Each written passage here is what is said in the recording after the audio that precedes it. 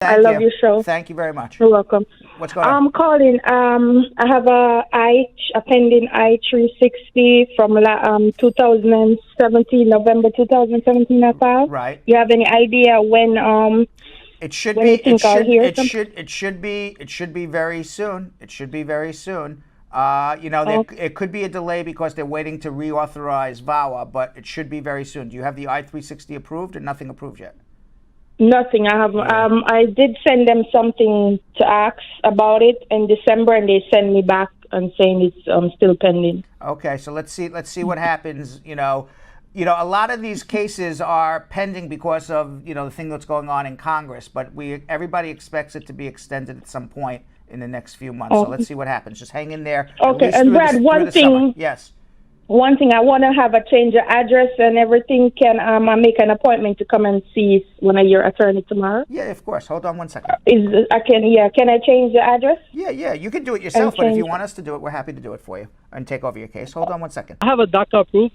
Is there any news about DACA? DACA it's winding its way through the courts right now. DACA is still on. There is no update on whether the courts will follow what Trump wants to do and take that program away. There is nothing going on at the moment in Congress that is imminent that's going to make DACA permanent.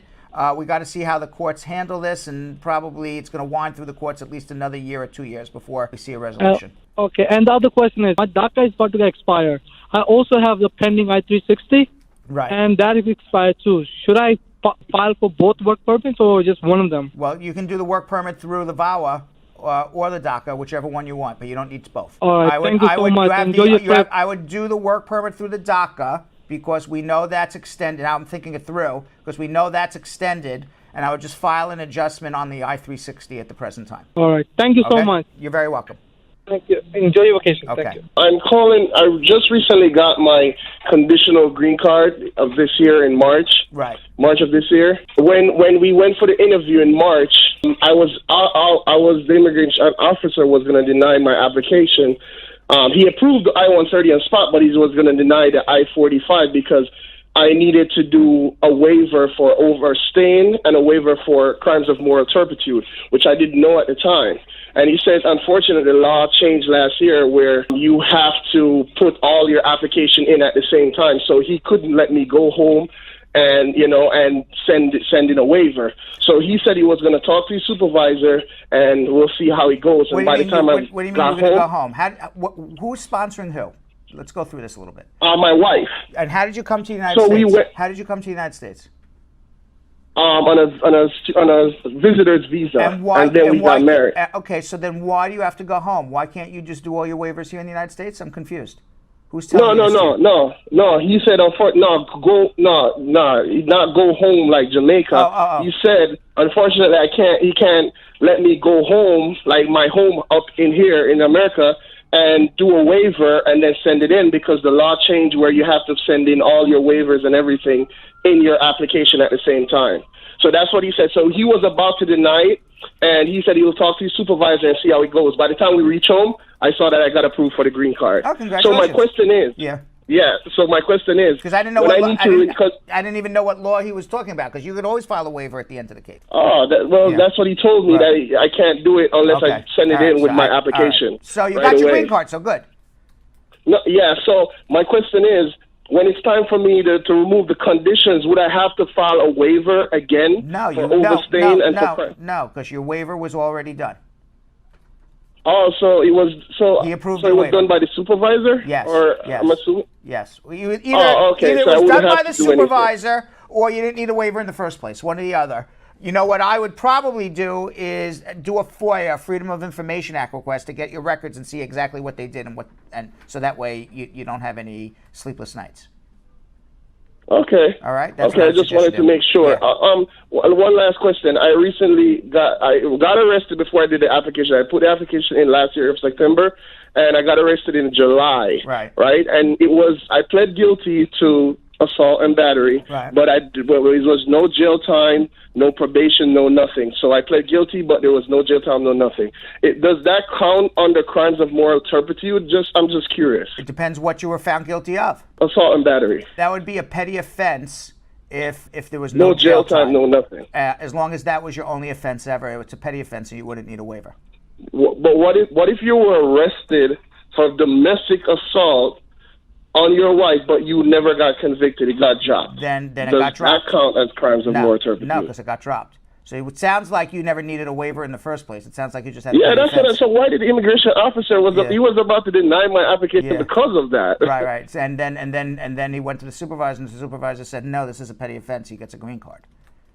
That's probably okay. So I wouldn't need one for overstaying on my visa either, right? I wouldn't need one for that. Now, either. if you're ever arrested again and have a conviction, now you're going to get deported because you only allowed one petty offense. So just be very careful. Okay, okay. All right. I just have a couple questions. All right, I was arrested here for domestic violence, and then the case got dropped. But ICE came and got me at home. Mm-hmm. I never put in my paperwork yet. Oh, I'm from Jamaica. I never applied for anything. But when I got out of the ICE detention, I submitted my papers. I submitted my I-130 first, which got approved. And then I put in the I-4, green card. Why did ICE put you in detention? Tell me that again. Because when me and my husband, we got into an argument, and police got involved, and I was arrested, fingerprint and everything. So they handed me over to immigration. So they came and got me. So you don't have a criminal record. You were just handed over because you were out of status. No. So the case got dismissed. So they only charged me for overstaying because I was overstaying. And now your husband's filing for you while you were in removal. Yes. Okay. No, I got bail out of removal, and then I submitted my papers, the I-130 first. Right. Your husband's filing for you, exactly. Okay. I understand. Right. All right, so now where you at? No, my I-765 is out of processing time, and my I-485, it's been 364 days since I've submitted, and I haven't received you need to file a mandamus. The Immigration Service has been screwing with you, putting you in jail, getting you out of jail. You need to file a mandamus at this point and just get your green card and move on with life, because it's too stressful otherwise. Okay. All right. But I put in for my son, and they approved his I-130, and I'm just waiting for an interview date for him. Good, but he's not going to get through until you get through, because he's in another country, I assume. Yeah, he's in Jamaica at the moment. Okay, so you know what a mandamus is, because you just said yes, okay. Like, okay, yes. When you say, I said, file a mandamus, you say, yes, okay, and then you just continue. Did you understand what I meant by file a mandamus? No. Could you explain, please? Yes, please. Okay. So what I mean by filing a mandamus is that you need to file a federal lawsuit against the government because they're violating your rights. And the rights that they are violating is that they have to give you a green card immediately because you're an immediate relative. That's what the law says. And they can't delay your green card for years and years, put you in jail, take you out of jail when you're in a bona fide marriage with your spouse. So at some point you need to file a mandamus, which is you go to a federal judge and you say, hey, federal judge, tell immigration to give me my green card. They're violating my rights. And the federal judge will do it, and immigration will give you the green card.